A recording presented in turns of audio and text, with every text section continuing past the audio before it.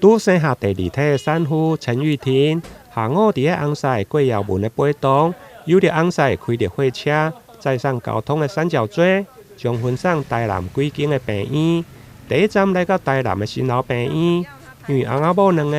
为了感谢新老病院，伫个半暝啊对着急诊产妇的抢救，互因某仔囝平安，因此将政府的生育津贴，加着亲友的祝福礼金，购买大批的交通安全三角锥，加着拍拍手掌声，要来送给新老病院。很温暖，而且在大半夜的那种急产的孕产妇，其实很不容易啊，就是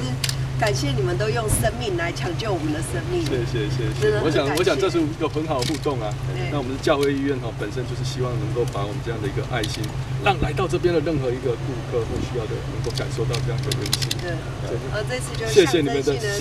三角锥，三角锥很重要哦。我想是人生的这个很重要的一个金字塔的感觉，就是医者，然后患者跟家属这样子，真的很感谢医院的帮忙。三赢啊，双方面都是很好的一个和谐。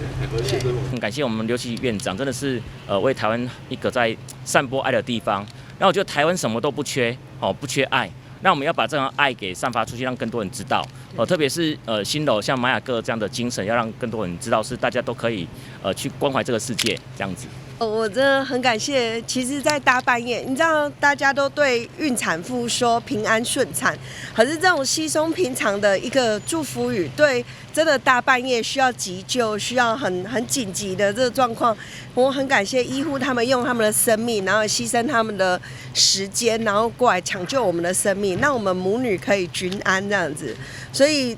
我觉得那么稀松平常的祝福词，对我来讲真的是意义深远。所以在大家的整个医疗团队这样抢救下来，然后我们也顺利的就是出院了，我们真的很感谢那种新楼就是救了我们的命这样子。本身从事保险业务的郭耀文，因为时常伫个病院协助客户办理相关的理赔，因此感受到社会真侪需要的帮助。